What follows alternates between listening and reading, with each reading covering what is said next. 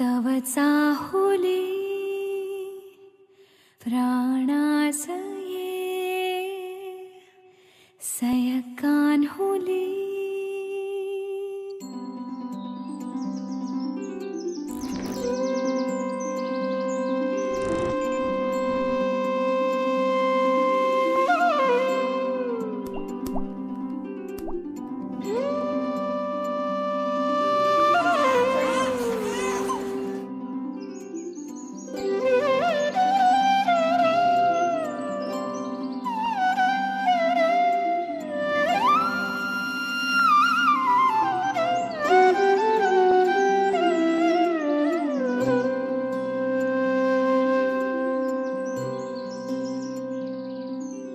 मम पाऊली तव चाहुली प्राणासये सयकान्हुली रे नंदना मनमोहना ये जागवी संवेदना दे पूर्तताया जीवना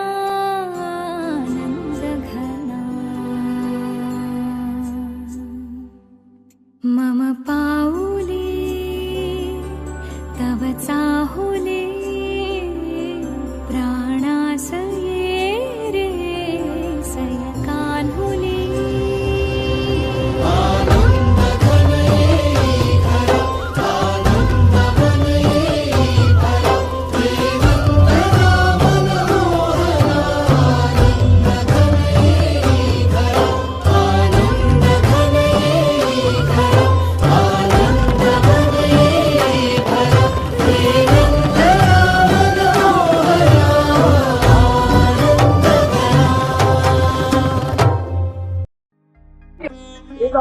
एतत् सौपकरणं वस्त्रं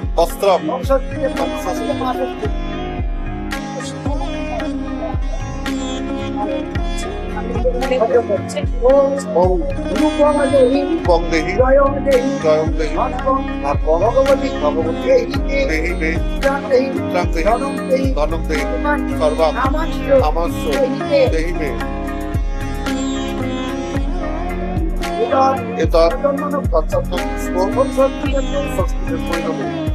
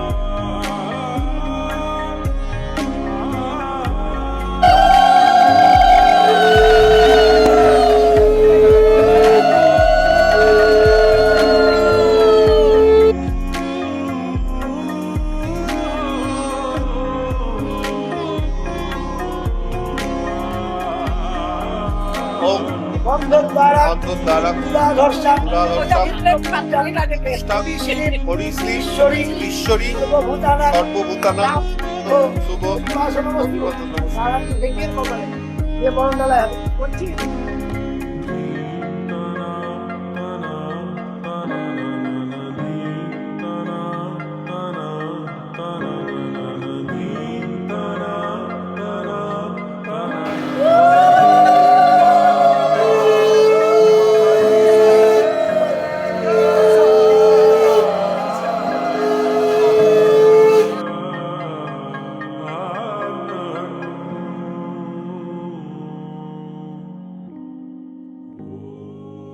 Hutututururu, hutututururu, man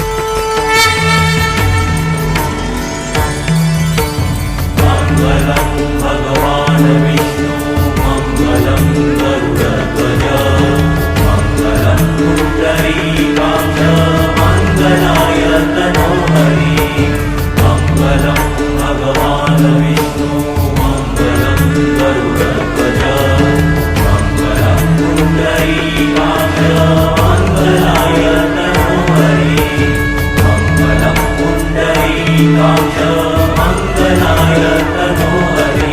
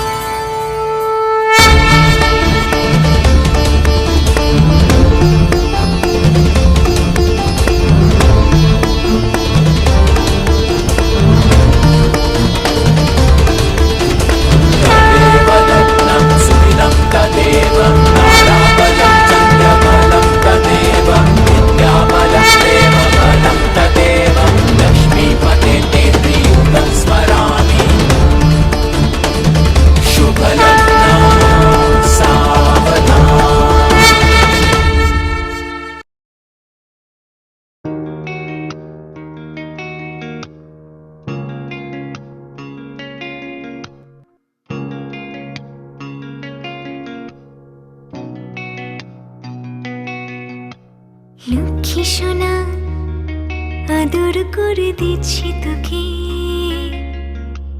লক্ষ চুমো মায়া ভরা তোর মুখে লক্ষ্মী সোনা আদর করে দিচ্ছি তোকে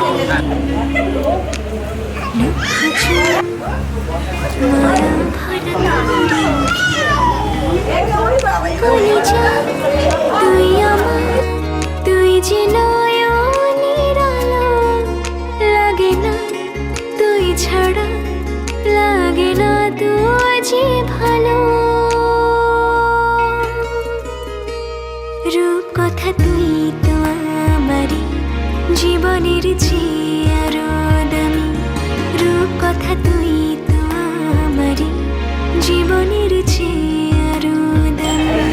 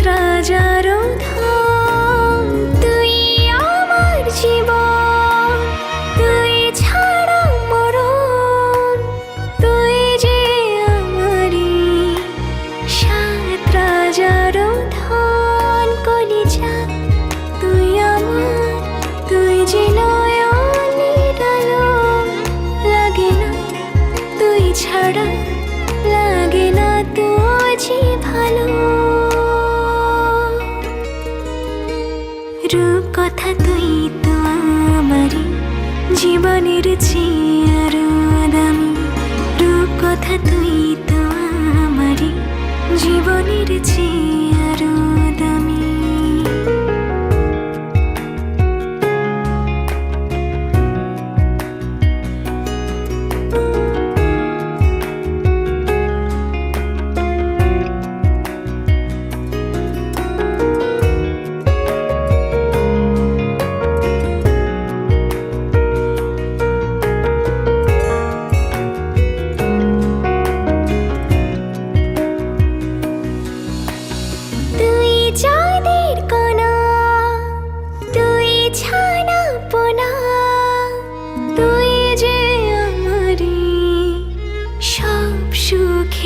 ক্ষণ তুই চাঁদের কণা তুই ছানা পোনা তুই যে আমারে সব সুখের ক্ষণ কলিজা তুই আমার তুই যে নয়নের আলো লাগে না তুই ছাড়া লাগে না তুই যে ভালো রূপকথা তুই তো আমারে জীবনের চেয়ে আরো দামি রূপকথা তুই তো আমারে জীবনের চেয়ে আরো দামি রূপকথা তুই তো আমারে জীবনের চেয়ে আরো দামি রূপকথা তুই তো আমারে জীবনের চেয়ে আরো দামি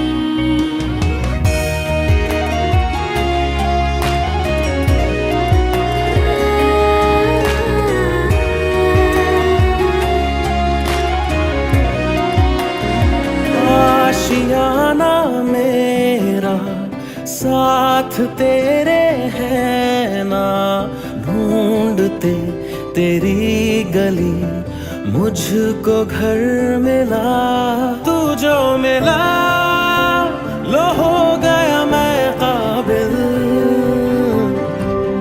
तू जो मिला तो हो गया सब हासिल हाँ मुश्किल सही आसा हुई मंजिल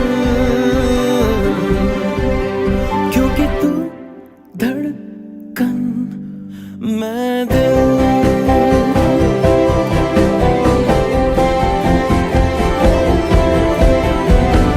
रूठ जाना तेरा मान जाना मेरा ढूंढते तेरी हंसी मिल गई खुशी राह हूँ मैं तेरी रूह है तू मेरी ढूंढते तेरे निशान मिल गई खुदी तू जो मिला लो हो गया मैं काबिल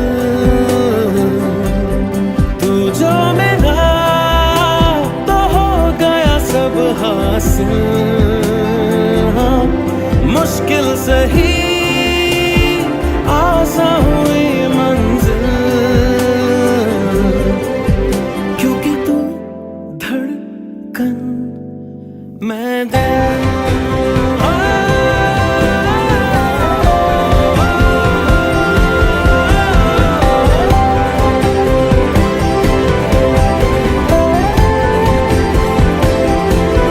तू जो मिला लो हो गया मैं काबिल तू जो मिला तो हो गया सब हासिल हाँ, तू जो मिला आसा हुई मुश्किल क्योंकि तू धड़कन मैं दिल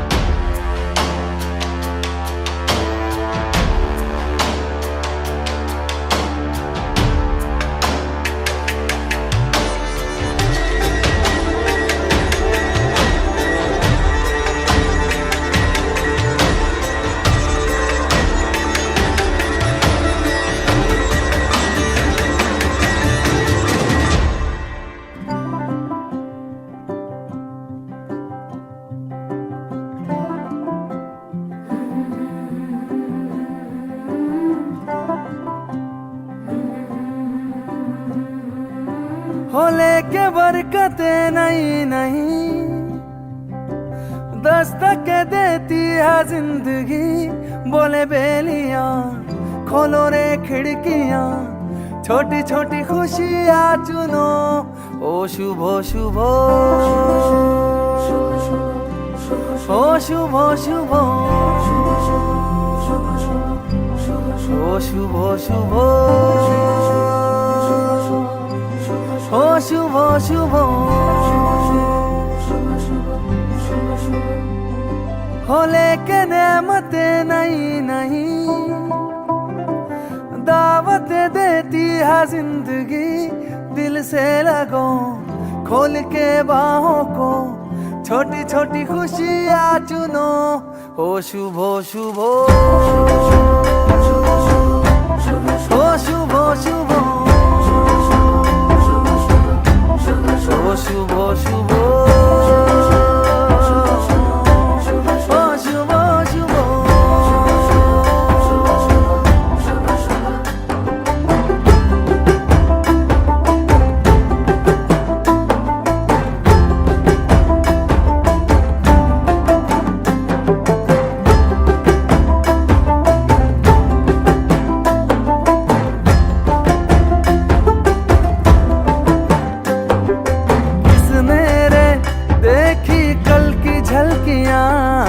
किसने रे देखी कल की गलतियां। जहाँ मिल जाए चुरा लो आज की कलियां, सजा लो आज की गलियां।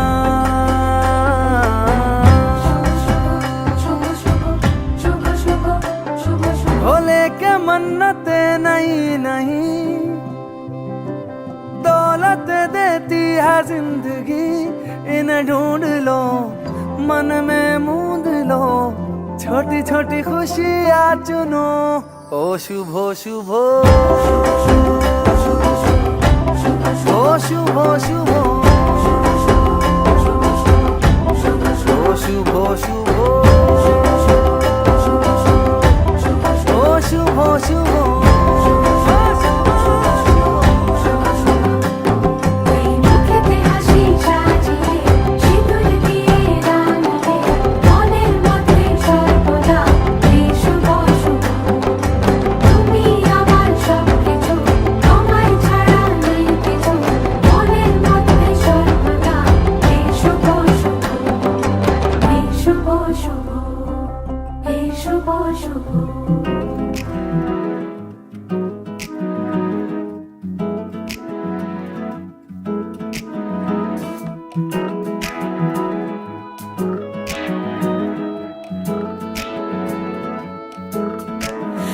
रंग बदल बदल के क्यों चहक रहे हैं दिन दोपहरिया। मैं जानू ना जानू ना जानू ना जानू ना क्यों फुदक फुदक के धड़कनों की चल रही की लहरियां।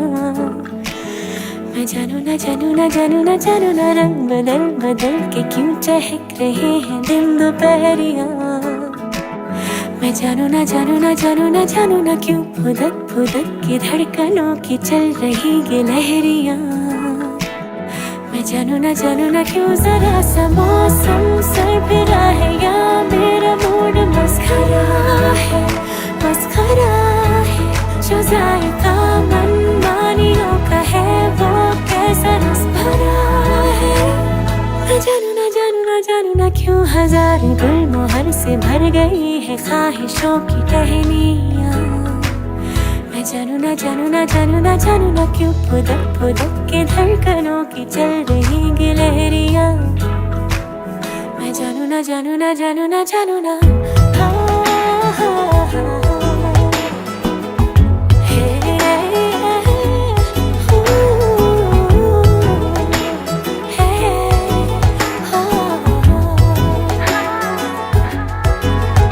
एक नई सी दोस्ती आसमां से हो गई।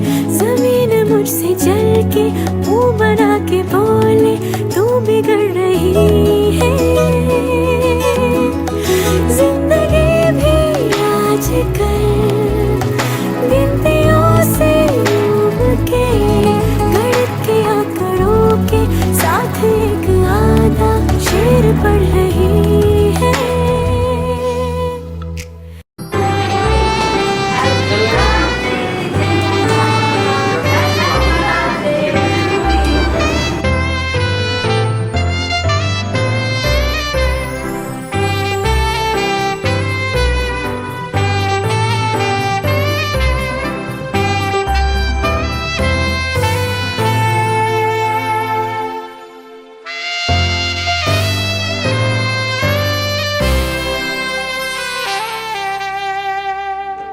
প্রেগন্যান্সি জার্নি, তাই তো? হ্যাঁ সেটা ঠিকই বলেছো। 2023-এর 2nd সেপ্টেম্বর আমরা টেস্ট করতে আমরা নয় আমি হ্যাঁ আমরা দুজন, আমি কিট দিয়েছিলাম, তুমি টেস্ট করেছিলে, ঠিকই বলতো, বলো। প্রেগন্যান্সি টেস্ট করি, রিপোর্ট পজিটিভ আসে। যদিও বা আমার মনে হচ্ছিল যে আমি হয়তো কনসিভ করেছি। তার কয়েকদিন আগে আমরা বেনারস গিয়েছিলাম, ফিরেছিলাম 31 অগস্ট। আমার ইচ্ছে ছিল যেহেতু 29 অগস্ট ওর জন্মদিন, তো সেই দিনই টেস্টটা করব, যদি পজিটিভ হয় তাহলে সেটা ওর একটা বলতে গিফট হবে। সামহাউ আমি ওটা ক্যারি করতে ভুলে গেছিলাম, মানে কিটটা, সেই কারণে আমার ওটা করা হয়নি। তো আসবার পরে আমার বাবা একটু অসুস্থ ছিল, 1 সেপ্টেম্বর বাবার অপারেশন হয়েছিল, সেদিন আমার শরীরটা খুব খারাপ ছিল। এই কারণে আমি এখানে বলতে হয় আমার দাদা ভাইয়ের কথা। দাদা ভাই আমাকে একটু পুশ করেছিল যে না তুই টেস্ট কর, আমার মনে হচ্ছে যে রিপোর্ট পজিটিভ আসবে। ওর কথা শুনে আমি পরের দিন টেস্ট করি, সেদিনকে রিপোর্ট পজিটিভ আসে। আমি ফার্স্টে দেখিয়েছিলাম আমার মাকে, কেন কেউ ঘুমাচ্ছিল। তারপর মা বাবাকে গিয়ে বলেছিল, তারপর আমি ওকে বলেছিলাম। আর ওর কাছ থেকে একটা এক্সপেক্টেড রিয়াকশন পেয়েছিলাম, তাই ঠিক আছে, এটাই ওর রিয়াকশন ছিল। এবার তুমি বলো তোমার শুনে কি লেগেছিল? প্রথম যখন শুনলাম যে, তো তখন আমি খুব খুশি হয়েছিলাম, তো নিশ্চিত ভাবে বলেছিলাম ও তাই, মানে তার মধ্যে অনেক কিছু লোকানো বা মেশানো ছিল। তারপরে তো অর্পিতাকে জিজ্ঞাসা করে ডাক্তার দেখানো শুরু আমরা স্টার্ট করি যে কাকে দেখাবো। তো আমরা সেই দিনই ফার্স্ট ওকে ডাক্তার দেখাতে নিয়ে যায় শান্তনু তিওয়ারির কাছে। তো সত্যি কথা বলতে যে মানে আমরা ডক্টর হিসাবে শান্তনু তিওয়ারিকে, ও যতটা খুশি আমরাও ঠিক ততটাই খুশি হয়েছিলাম যে ওখানে ডাক্তার পেয়ে। এই ব্যাপারটায় অর্পিতা সত্যি আমাদের চরম ভাবে সাহায্য করেছিল পুরো জার্নিটাই। প্রেগনেন্সি টাইমের পুরো যে জার্নিটা গেছে সেটা সত্যি খুব আমাদের ভালোভাবে কেটেছে। এবং অনেক ক্ষেত্রে যেটা শুনতে পাওয়া যায় যে প্রেগনেন্সি টাইমে অনেক কিছু অসুবিধা হয়, তো বলতে হয় না ঈশ্বরের আশীর্বাদে খুব একটা যেমন সমস্যা হয়েছিল তা কিন্তু হয়নি, মোটামুটি ও ভালোই নিজেকে ওভারকাম করতে পেরেছিল। 3 এপ্রিল 2024 সকাল 10:10 সেই চরম ব্রহ্ম মুহূর্ত যেখানে আমরা আমাদের সন্তান ছেলেকে মানে আলাপকে পাই। তো সেটা সত্যিই খুব খুশির একটা মুহূর্ত। এবং সেই সময় আম্মা বেঁচে ছিলেন, তো আম্মা শোনার পর যে এতটা এক্সাইটেড হয়ে গিয়েছিলেন যে তিনিও দৌড়তে ছুটে এসেছিলেন। এক পায়ে চটি খুলে গেছে তবু আম্মার কোনো খেয়াল নেই, আম্মা দৌড়ে দৌড়ে আসছে। এক্সাইটমেন্টে টুনি জড়িয়ে ধরেছিল আমায় যে দাদা যে হয়েছে আর কি, মানে তুমি পেরেছো আর কি এক কথায় বলতে গেলে। আমিও খুশি হয়েছিলাম। যাই হোক, তো তারপরে হঠাৎ করে মনে হলো যে যার কোক থেকে জন্মালো সেই মানুষটি কেমন আছে। তো যাই হোক, স্যারকে যখন ডাক্তারকে যখন জিজ্ঞাসা করলাম, শুনলাম যে হ্যাঁ ও ভালো আছে। তারপর যতক্ষণ না ওকে বেডে দিচ্ছিল একটা সামান্যতম একটু টেনশন ছিল, কিন্তু ওকে যখন বেডে শিফট করা হলো তারপর টেনশনটা কেটে গেল। তারপর ছেলেকে যখন আনলো, ছেলেকে যখন দেখলাম, তো তখন তো একটা সত্যি মানে এমন একটা সেই মুহূর্ত, কিছু কিছু মুহূর্ত থাকে না যেটা বলে প্রকাশ করা যায় না, মানে বলেও হয়তো যতটা বলবো মনে হয় ততটাই যেন কম বলা হচ্ছে। তবে এসবের মধ্যে প্রেগনেন্সি টাইমে ছোট্ট একটা মানে একটু ভয়ের একটা ঘটনা ঘটেছিল। সেটা হচ্ছে যে হঠাৎ করে আমার যতদূর মনে পড়ে হয়তো 6-7 মাসের মাথায়, না না ডেলিভারির আগে মানে একদম এন্ড অফ মার্চ, হ্যাঁ ডেলিভারি আগে একদম হঠাৎ করে যেটা বেবি মুভমেন্ট যেটা শুরু হয়েছিল, মানে কমে গিয়েছিল বেবি মুভমেন্টটা হঠাৎ করে স্টপ হয়ে গিয়েছিল। প্রায় 5-6 ঘন্টা ধরে কোনো মুভমেন্ট না পাওয়াতে আমরা সত্যি খুব চিন্তিত হয়ে পড়েছিলাম এবং আমরা দেনান্দার স্যারের কাছে ছুটে যাই। তো যাই হোক, হ্যাঁ আমরা জানতাম যে হয়তো সেদিনই এমার্জেন্সি ডেলিভারি হবে, সেটা কিন্তু না আমরা জানতাম না যে বাচ্চা মানে বড় হয়ে গেলে নাকি তার মুভমেন্ট কমে যায়। তো সেটা ওখানে গিয়ে স্যারের কাছ থেকে জানতে পেরেছিলাম।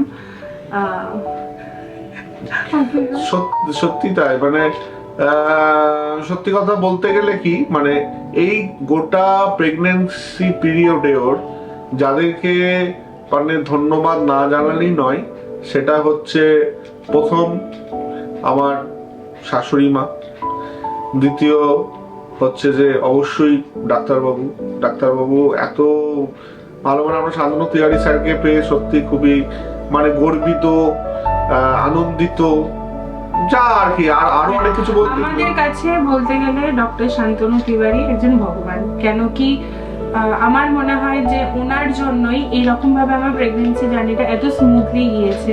অনেকের কাছে শুনতাম প্রেগনেন্সি মানে এটা করা যাবে না, ওটা করা যাবে না, কিন্তু আমার কখনো কোনো রেস্ট্রিকশন ছিল না। কখনো বলেনি যে না এটা করতে পারবে না বা এটা করলে এই সমস্যা, কখনো। সবসময় একটা পজিটিভিটি পেতাম, ভালো লাগতো স্যারের কাছে যেতে। স্যার সবসময় বলতেন যে না সব ঠিক আছে, সব ভালো আছে। প্রেগনেন্সিতে কোনো রকমের রেস্ট্রিকশন ছিল না। এটা করতে ইচ্ছা হচ্ছে তাতে কেউ বাধা দিয়েছে এমনটা না। তবে হ্যাঁ, প্রেগনেন্সি ক্রেভিংস এর মধ্যে যেহেতু আমার বাইরে খাবার খাওয়াটা নিষেধ ছিল, সেই কারণে বাড়ি থেকে সবাই খুব একটা অ্যালাউ করতো না, একমাত্র মা আর বর সাপোর্ট করতো। কিছু চাইলে অবশ্যই এনে দিত, এনে খাওয়াতো, মিথ্যা কথা না। আর হ্যাঁ, যেটা বলবার সেটা হচ্ছে আমার প্রেগনেন্সি 92-তে যেহেতু ছিল, আমি খুব ভয় পেতাম যে অতিরিক্ত ওয়েট হয়ে গেলে পরবর্তীকালে অসুবিধা হবে কিনা ডেলিভারি করতে। তো স্যার আমাকে বলেছিল কোনো চিন্তা নেই, যখন তুমি ডেলিভারি করবে তখন তুমি মোটামুটি 100 না সেঞ্চুরি করে যাবে, এমন বলেছিল না, সেঞ্চুরি করে যাবে। আর তুমি ভয় পেও না, তোমার থেকেও হেভি ওয়েটের অনেক লেডি ডেলিভারি করেছে, সো এটা নিয়ে তুমি চাপ নিও না। তো ওয়েট বাড়ানি কোনো চাপ ছিল না। দিন আর দিন খেতে থাকতাম, প্রচুর খেয়েছি, প্রচুর মজা করেছি। শুধু 31 ডিসেম্বর আমি হান্ডি চিকেনটা খেতে আমাদের পিকনিকে অনিকেত, শুধুমাত্র অনিকেত না, অনিকেতের সঙ্গে দই পায়ন আর গদা তিনজনই দায়ী। গদা দই পায়ন ভুলভাল হাঁড়ি চুজ করেছিল, যে কারণে হান্ডি চিকেনটা ঠিকঠাক হয়েছিল না। আর লাস্টে গদার অতিরিক্ত প্রেশারের জন্য যে হান্ডি পেটে চুরমার গিয়েছিল, যাই হোক এটা অন্যদিকে বেরিয়ে যাচ্ছে। এবার আমি আমার ডেলিভারির এক্সপিরিয়েন্স বলি। আমি প্রচন্ড ভীতু, প্রচন্ড নার্ভাস, এটার জন্যই ইনজেকশন। কিন্তু ডেলিভারির আগে আগে আমার জেস্টেশনাল ডায়াবেটিস যেটা বলে সেটা ধরা পড়েছিল। তো একদিন অন্তর অন্তর ব্লাড টেস্ট করাতে হতো, সুগার টেস্ট যেটা বলে, করেছি, ভয় পেয়েছি, কেঁদেছি। এবার ডেলিভারির দিন, আগের দিন রাত্রিবেলা, ডেলিভারি মানে 2 তারিখ রাত্রিবেলা, স্বাভাবিকভাবে খুব পিসফুলি ঘুমাচ্ছে, কোনো ব্যাপার না, আনন্দে নাক ডাকছে একদম। আর আমার এক ফোঁটা ঘুম হয়নি, সারা রাত টেনশন করেছি। সেই সময়তে শুধু বেনারসের মহাদেব আর নৈহাটির বড় মা, এই দুজনকে আমি জানি না কেন, মানে এই দুজন ছাড়া আমি কিছু ভাবতেই পারছিলাম না। সেই তখন থেকে স্টার্ট হয়েছিল আপ টু ডেলিভারি বেড পর্যন্ত, মানে ওটিতে ঢুকে বেডে মনে হচ্ছে কিছু নেই, চারিধার ব্ল্যাঙ্ক। আমি শুধু এই দুজন ঈশ্বর আর যেটা দেবাদিদেব মহাদেব আর মা নৈহাটির মা, এই দুজনকে প্রচন্ড ভাবে ডেকেছি যে আর কিছু হোক না হোক আমি যেন কিছু ফিল না করতে পারি। সত্যিই তাই, আমি কিচ্ছু ফিল করতে পারিনি। শুধুমাত্র তিওয়ারি স্যারের কথা নয়, তার সাথে যিনি আমার অ্যানাস্থেশিয়া করেছিলেন, স্যারের নাম এই মুহূর্তে আমার মনে পড়ছে না, প্রচন্ড ভাবে আমাকে মোটিভেট করছিল, নানা রকমের মজা করে আমার মাইন্ডটাকে চেঞ্জ করার চেষ্টা করছিল, কিন্তু তাও হচ্ছিল না, বিপি বেড়ে যাচ্ছিল।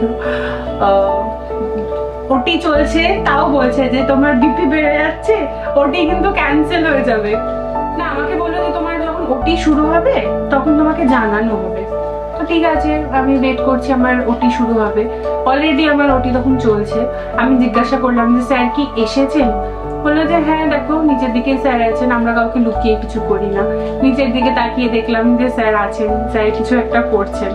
তার কিছুক্ষণ পরে আমাকে বলছে যে তুমি বাঁ দিকে তাকাও, তোমাকে বেবি দেখানো হবে। বেবি দেখানো হবে মানে ওটি কখন স্টার্ট হলো? তখন আমার ভেতরে এটাই হচ্ছিল।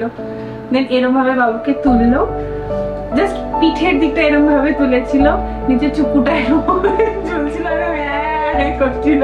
স্যার জিজ্ঞাসা করলেন বলো কি হয়েছে? আমি যদিও বা জানতাম আগে থেকে, তাও বললাম যে স্যার বেবি বয়। দিয়ে আমি সাথে সাথে জিজ্ঞেস করেছিলাম স্যার ওয়েট কত হয়েছে বাচ্চার? বললো 3 কিলো 725 গ্রাম। বাচ্চা ঠিকঠাক আছে? বললো হ্যাঁ। ব্যাস, তারপর স্যার যে স্যারের যে প্রসেস ছিল সেটা করছিল। বাচ্চা বাইরে দেখাতে নিয়ে যাচ্ছিল, আমি শুনতে পাচ্ছিলাম যে দরজা খুলে এত চিৎকার করছে বাড়ির লোকজন, মানে সেটা আমার কান পর্যন্ত এসেছে, মানে প্রচুর চিৎকার। এবার যিনি অ্যানাস্থেশিয়া করেছিলেন সেই স্যার আর ওটি অপারেটর দুজনে গিয়েছিলেন বাইরে। তারাই সে বলছে যে বাড়ির লোকজন এত এক্সাইটেড, এত চিৎকার করছে, মানে রীতিমতো বলতে হচ্ছে যে আস্তে, এত চিৎকার করবেন না। আমাকে বলছে যে তুমি তো বলছিলে যে তোমার মেয়ে পছন্দ, তোমার হাজবেন্ডও মেয়ে পছন্দ, কিন্তু তোমার ছেলে হয়েছে বলে বাড়ির লোকজন এত আনন্দ করছে কেন, এইরকম একটা কোয়েশ্চেন করছিল। যাই হোক, আমি ভেতর থেকে শুনতে পাচ্ছিলাম, ফিল করছিলাম সবার সেই আনন্দটা, আমার মজা লাগছিল, কিন্তু ছেলের মুখ তখন আমি ভালোভাবে দেখতে পাইনি। তারপরে পোস্ট অপারেটিভ রুমে আমাকে রাখা হলো, দেখলাম কটের মধ্যে বাবুকে শুয়ে রেখেছে, কটে আসছে না, পাটা কটের বাইরে বেরিয়ে গেছে, ভাবে ঝুলছে। ওখানে একজন নার্স ছিলেন, আমি ওনাকে বললাম যে আমাকে একটু দেখান বাচ্চাটাকে, দিয়ে আমাকে তখন একটু জাস্ট গালের কাছে দিল, ওই জাস্ট ফার্স্ট টাচ, মাতৃত্ব যেটাকে বলে, মা হওয়া, প্রথম মা হওয়া, অবশ্যই আমাদের প্রথম সন্তান, ওর থেকেই আমরা একটু একটু করে শিখছি, জানছি যে বাবা মা হলে কি কি করা উচিত বা কি কি হওয়া উচিত। তুমি বলো এবার। তো কেঁদে নেবো। পুরো একটা জার্নি, এটা তো একটা প্রেগনেন্সি টাইপ, তো একটা পুরো জার্নি। তো এই জার্নিতে অনেক মানুষ সহযোগিতা ছাড়া সে জার্নিটা সঠিকভাবে কমপ্লিট করা যায় না। তো কিছু কিছু নাম সে জার্নির মধ্যে যারা সহযোগিতা করেছে আর কি, তাদের নাম না বলে নয়, কারণ সবাই তো একটা সিনেমা তো আমরা দেখি, আমরা কি করি হিরো হিরোইন বা ভিলেন এদেরকেই আমরা পর্দায় দেখি, কিন্তু পর্দার আড়ালেও অনেকে থাকে যাদের মাধ্যমে কিন্তু না থাকলে সে সিনেমাটা তৈরি হয় না। ঠিক সেরকম ভাবেই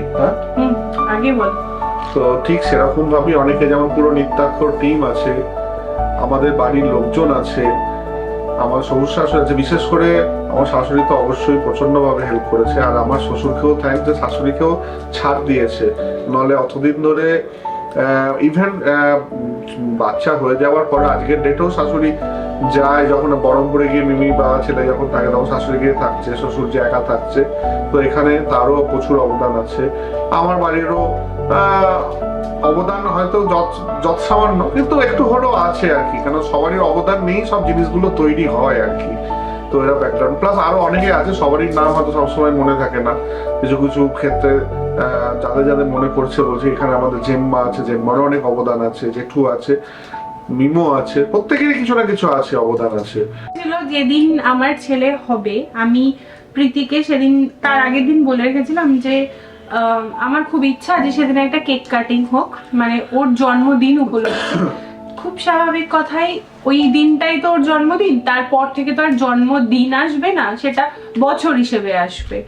তো প্রথম দিন ও যেদিন পৃথিবীতে এলো, সেই দিনটা আমি তো জানি যে আমি বেঁচে থাকবো, আমি পারবো না, তো ওরা সেলিব্রেট করেছিল নিজের মতন করে।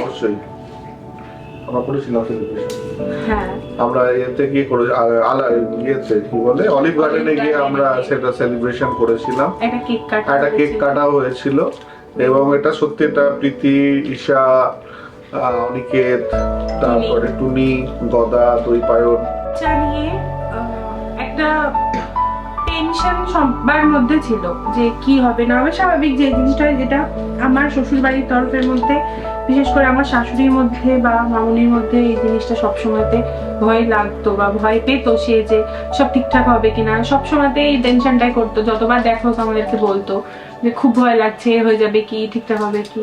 আমরা বলতাম যে না, এখনকার দিনে এগুলো কোনো ব্যাপার না, কিন্তু আমি জানি একটু ভয়ের ব্যাপার আছে, তাও বলতাম যে না, এগুলো কোনো ব্যাপার না। তো তারপর আমাকে বাবা বললো আমার ডেলিভারির আগের দিন যে আমি এরকম স্বপ্ন দেখেছি, তোর ছেলে হয়েছে। যদিও জানতাম, টাওয়েলে র্যাপ করে নিয়ে এসছে, আর বাবার কথা অনুযায়ী বাবা স্বপ্নে যে রকম মুখ দেখেছিল আমার ছেলেকে প্রথম যখন দেখেছে, সেম মুখটাই নাকি বাবা দেখতে পেয়েছে, এটা বাবা বলেছিল, এটা বাবার ধারণা আর কি।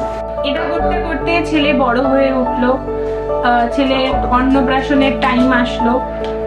ছেলের অন্নপ্রাশন আমরা 8 মাসে করেছিলাম, কিন্তু ছেলের অন্নপ্রাশনের আগে আমাদের সঙ্গে একটা কি বলবো, মানে দুর্ঘটনা বলবো না একটা লস বলবো, সেটা সত্যি মানে বুঝে উঠতে পারছি না। আমার হঠাৎ করে চলে যাওয়াটা খুবই দুঃখজনক ছিল, কারণ আমাদের খুব ইচ্ছা ছিল যে অন্তত আম্মা অন্নপ্রাশনটা দেখে যাবে কুটুর, তো সেটা সত্যি তাই। তো যাই হোক, এখন এই জায়গাটা এমন একটা জায়গা যেখানে কারোর কিছু করারও থাকে না, বলারও কিছু থাকে না, কিছু জিনিস মেনে নিতে হয়। কেন পৃথিবীতে জন্মালে মরিতে তো একদিন হবেই। তো যাই হোক, সত্যি এটা খুব একটা বেদনাদায়ক ঘটনা ছিল, যেটা আমাদের প্রত্যেকের মনকে খুব মানে উদ্গ্রীব করে তুলেছিল। তো হ্যাঁ, অন্নপ্রাশনের এখানে নৃত্যাক্ষর পুরো টিম, যারা বড়রা বিশেষ করে, যে টিমের মধ্যে আমরা যাদেরকে ধরি, তারা সত্যি খুবই চরমভাবে পরিশ্রম করেছে। না সত্যি বলতে কি, এখন আর ওদেরকে নৃত্যাক্ষর টিম বলে আমার মনে হয় না, ওরা এখন আমার ভাই বোন হয়ে গেছে। সেই কারণে আমাদের যে কোনো গ্যাদারিং বা যা কিছু হোক না কেন, আমরা আমাদের কোনো ভালো কাজ বা খারাপ যাই হোক না কেন, ভালো সময় খারাপ সময় কোনো কিছুতে ওদের ছাড়া ভাবতে পারি না। এবার চলে এসেছে, মাঝখানে চলে গিয়েছিল, খিদে পেয়েছিল, ওকে খাওয়ানোর জন্য নিয়ে যাওয়া হয়েছিল। বাবু ওই না ক্যামেরা, যাই হোক বলো। তারপর অন্নপ্রাশন এলো, আমাদের 6 মাসের জার্নি ভীষণ ভালো কেটেছে। ছেলে আমার লক্ষ্মী ছেলে। অনেকের কাছে শুনতাম বাচ্চার জন্য রাত্রি জাগতে হয়, বাচ্চার জন্য এটা করতে হয়, ওটা করতে হয়। বাচ্চা আমাদের অতটাও জ্বালাতন করেনি। প্রথম দিন নার্সিং হোম থেকে আসার পর আমি মা ছেলে একসাথেই ছিলাম। তো সেদিন রাত্রিটা ওর একটু অসুবিধা হচ্ছিল, কেন কি ওর বিলিরুবিনটা বেশি থাকার জন্য ওকে এনআইসিইউতে শিফট করতে হয়েছিল, যে কারণে আরো একদিন এক্সট্রা আমাকে নার্সিং হোমে থাকতে হয়েছে। সেই দিনটাও আমার জন্য ভীষণ ভীষণ ভীষণ খারাপ ছিল, কেন কি আমি ভেবেছিলাম যে ওকে নিয়ে হয়তো আমি বাড়ি ফিরতে পারবো না, হয়তো আমাকে একা ফিরতে হবে, ওকে হয়তো পরে পাবো। প্রচন্ড কান্নাকাটি করেছি।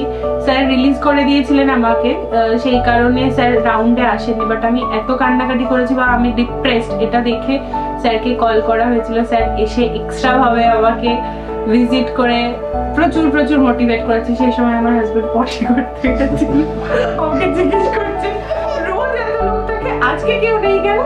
কেউ নেই বাবা, আজ নাচে অরিজিন আছে, টয়লেট যেতে গেছে। অরিজিন তখন মাল ত্যাগ করছে, মল ত্যাগ করছে। তো এইটুকুই বলতে চাই, আর বেশি কথা বাড়াবো না, যে সত্যি আলাপকে পেয়ে আমরা প্রচন্ড খুশি। আর এই মেসেজটা আমাদের তরফ থেকে আলাপের জন্য। জীবনে অনেক বড় হোক, ভালো মানুষ হোক, একটা মানুষের মতো মানুষ হোক, এটাই মা বাবা হিসাবে এটা আমরা আশা করি। আর আমাদেরও একটা বড় পরীক্ষা, ওকে আমরা কতটা ভালোভাবে মানুষ করতে পারবো, ও জীবনে যেন একটা জায়গায় পৌঁছায়, সেটাও আমাদের দেখতে হবে। আমরা সেটা অবশ্যই পেরেন্টসরা আমরা চেষ্টা করবো যে আমাদের বাচ্চা যেন সঠিক জায়গায় পৌঁছায়, সঠিক এডুকেশনটা পায়।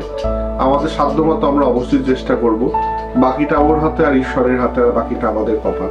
ব্যাস এইটুকু। না আমিও এটাই চাইবো যে আমাদের সাথে সাথে আমাদের বাড়ির সবাই, আমাদের শুভাকাঙ্ক্ষী যারা আছে সবাই যেন আমাদের মতন করে আলাপকেও এরকম ভাবে